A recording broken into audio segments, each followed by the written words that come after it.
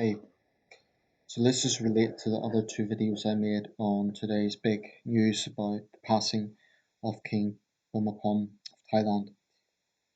I'm not to go speak too much about the details of that part because it's still developing in terms of the details of the succession.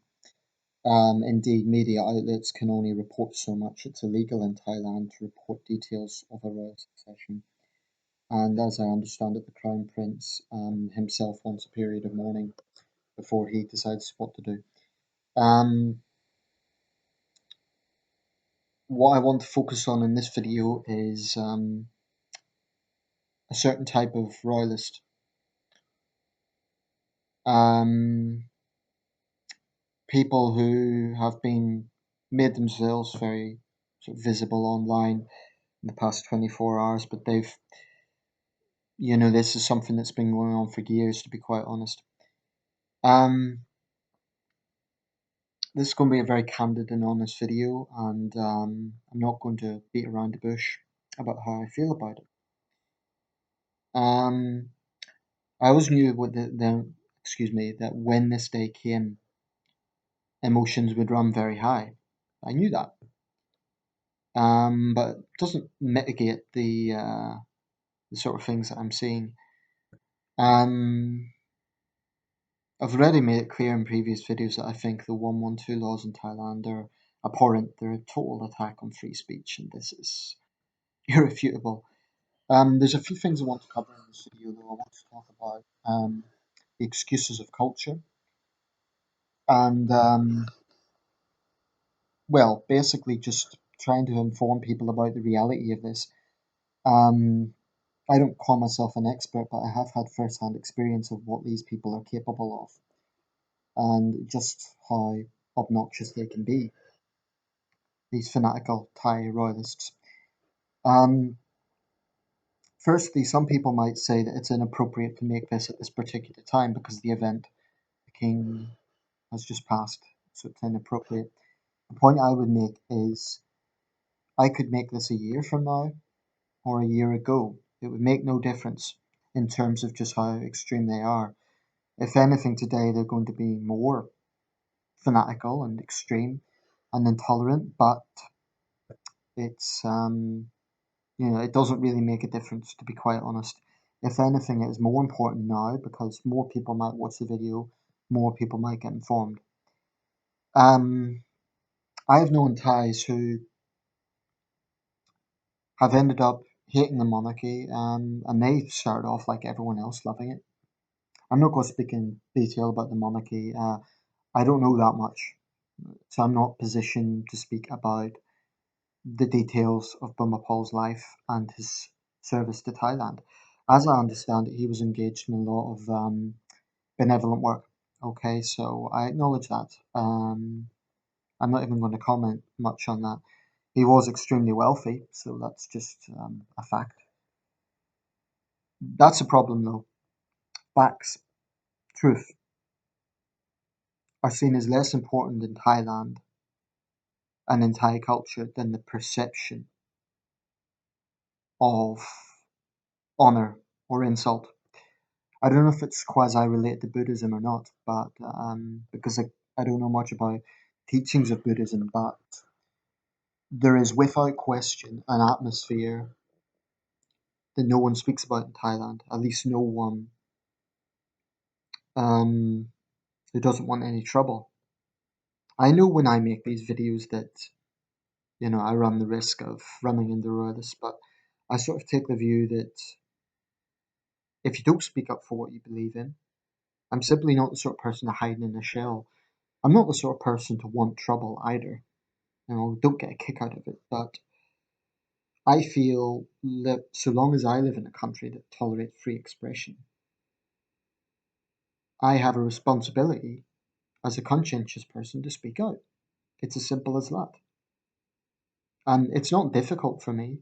I mean, it takes, 10 minutes of speaking and maybe an hour of uploading the video. That's not difficult.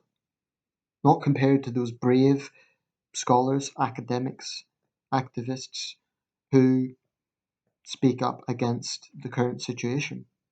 the absolute misuse of Article 112. Indeed, there shouldn't be an Article 112 if Thailand was truly a democracy. But I want to speak about the nature of these royalists because there is an enormous amount of misinformation out there. Their propaganda is vast, vast. The sort of comments you will hear are things like, all the Thai people love the king, and etc. etc. That can certainly be the perception. And I think a lot of foreigners buy into it. And I think a lot of foreigners, with good intentions, kind of go to Thailand and they say things like, "We love your dear king too," and etc. etc. And I get the impression they're going out of the way to kind of please the host country. Now, there's nothing wrong with respecting a country when you travel to it. I'm all for that. But whilst I can explain Thais not knowing any better, because they're brought up with this system, I do find it unfortunate that there are Westerners. Sometimes it's because they're in mixed relationships with royalist Thais, so there's emotional attachment there. They feel the need to basically toe that propaganda. And what do I mean by propaganda? I mean the line that all Thais support this, which is factually untrue. The fact of the matter is there are many, many Thais, especially north of Bangkok, who don't support it, but they simply can't freely say so. Privileged Thais tend to be those who are most vocal on the monarchy, in favour of the monarchy. And this is not unique to Thailand. Very often, those in a country who are most in favour of a despotic system are those who have benefited the most from it. That makes sense. So it doesn't really surprise me that privileged, educated Thais, it used to surprise me, but it doesn't anymore.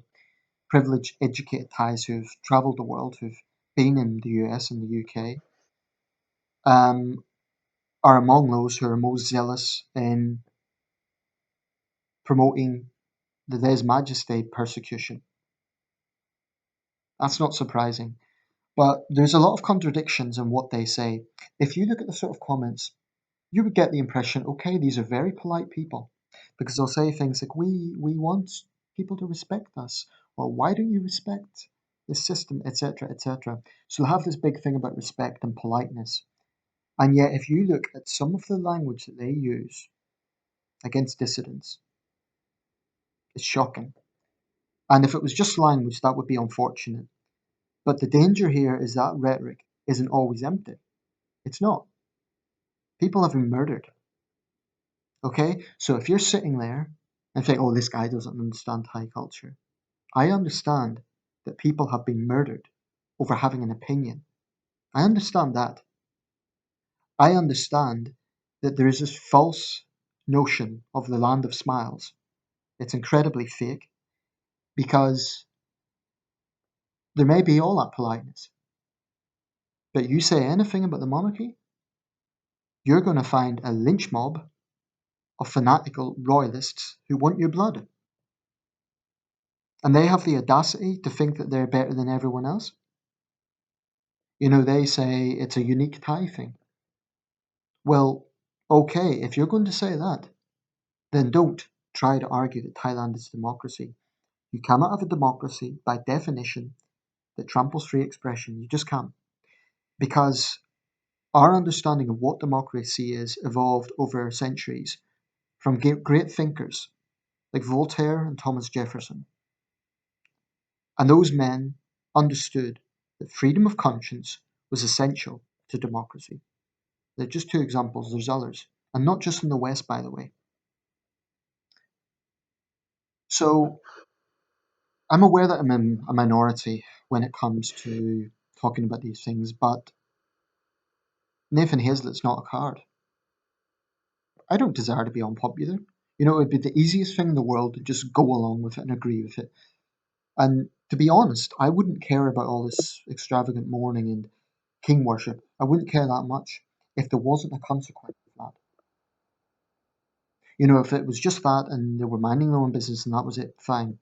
But the point is there is a consequence.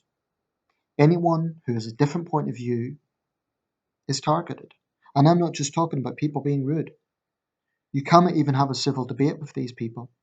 So if it's a case of, okay, well, we disagree. Let's just talk about the issues. That's impossible. Because for people who talk a lot about respect, they have zero. The sort of violent insults that I have seen, they swear like sailors. The sort of insults that they throw around. I saw one video earlier, I won't say her name, but a girl who was critical of the monarchy. The sort of things that people were saying to her: we're going to kill you. You're a bitch whore. Your English is terrible, which it wasn't actually. Watch your back. Some of these people were living in the United Kingdom. I've reported their profiles for reporting threats, which is not only a Facebook violation, but it's illegal in this country, and so it should be. You know, it's bad enough this happens in Thailand, but the arrogance that they think they can bring outside Thailand. I take the view that countries that value free expression, and especially my country, because I'm living here, I care about it. We should absolutely insist that if people want to be citizens of this country, or if they want to live in this country, hell, I would even extend it to studying in this country. Anyone who wants to come to the United Kingdom must respect free expression. I'm not saying they have to agree. They can disagree with Republicans. They can argue and debate with Republicans. But when they come out with these violent threats, these thuggish threats, these cowardly threats, I feel disgusted. I also feel very angry because the arrogance of them saying, we demand you respect Thai culture, and yet they don't respect British culture because they don't respect freedom of expression, which is sacrosanct. It's a central part of British values. So there are a lot of points here that people really, really need to consider. They really do. I'm not saying that I know everything, but a lot of this is common sense. And when people say things like, the Thais are such lovely people, it's a land of smiles, they're such generous and warm hearted people, I'm thinking, well, that's one Thailand you're seeing. It doesn't seem very hospitable and civilized and warm hearted when you have a mob of royalist thugs wanting to kill someone, to kill their fellow citizens for having an opinion, and in some cases, foreigners. So I think we should absolutely show no tolerance to this mindset in a country like the UK. Yes, it's true that we're a monarchy as well, but I guarantee you, you're not going to go to jail for 15 years in the United Kingdom for insulting Queen Elizabeth II. In fact, national newspapers have satirical cartoons on the royal family all the time. So there's no comparison. Thailand may be a constitutional monarchy, but in terms of absolutism, hasn't changed. Really, really hasn't changed since I think the 1932 revolution was more a facade, in my opinion. Um, Thailand is not a constitutional monarchy in the sense that this law is supposedly designed to protect democracy. The reality, the reality is a war on democracy. It's a war on free expression. And if the king is so divine, if the royal family is so divine, why do they need such a law to protect them? Indeed, the king himself made a speech in 2005 criticising this, or at least alluding that he personally didn't support it. In other words, he personally saw himself as human and he wasn't above critique. I don't know what's going to happen in the future. I don't know if it's going to get worse or better. It could get worse. Because very often personality cults get even more intense after the person has passed away. Or it could be the beginning of true democracy for Thailand. I don't know.